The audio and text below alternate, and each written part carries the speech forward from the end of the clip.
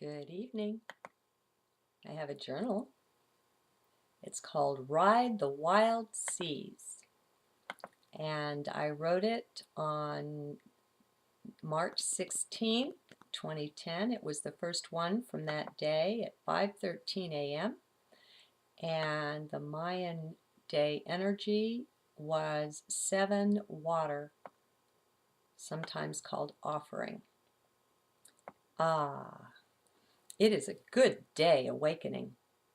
I have just come through a difficult, challenging initiation.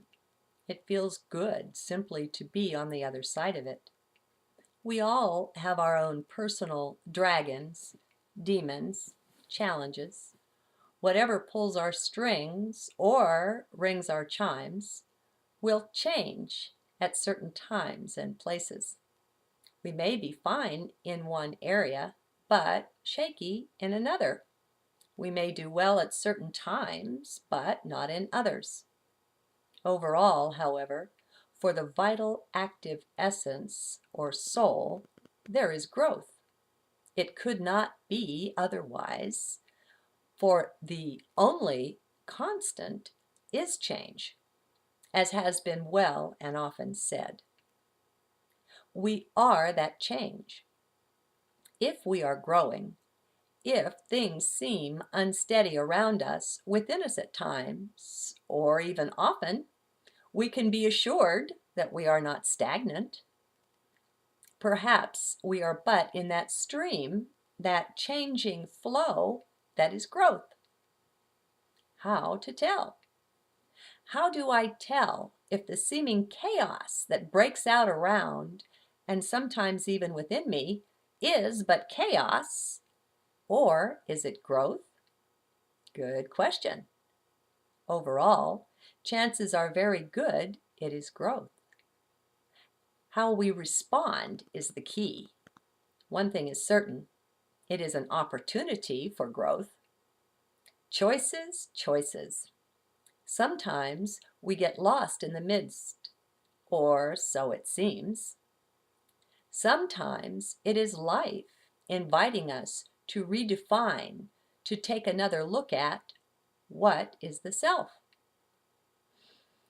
While it takes a certain courage to go there, once we launch our boat on that current, it's a wild, wonderful ride.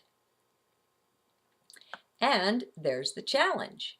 You see, many who are too lost in fear will keep their boats tied to the dock. When the waters are calm, that is fine. It is even a good strategy. But when the storm waters roll in, that might be a good time to cast off, to get out into the sea, and to weather the storm from there. Yes, you may capsize. The thing is, however, that all those boats still tied to their moorings, what happens to them in a terrible storm? How well do they fare? Not so well. It is worth pondering. Here's another thing. If you let go of your moorings and just go with the flow, you can begin to tune in, become seemingly one with it. You begin to attune. We develop a false sense of security in the midst of our habits and society's ways and mores. We begin believing in fairy tales, such as stability, consistency, and the like. They are but a chimera. They don't really exist. And to the extent we try to grasp hold of them, we are battered, like the boats that were moored in the storm. We are beaten and broken up a bit. We are eventually, if we are tied tight enough and the storm is tough enough, destroyed. We find ourselves in bits, broken up on the rocks. There's no need for that. We don't realize it at first, but we did that to ourselves. It was our holding on, our refusal to change, to go with the new flow, that was our apparent undoing. I say apparent because even being battered and torn, terrible and bad though it look on the outside, can be a good thing.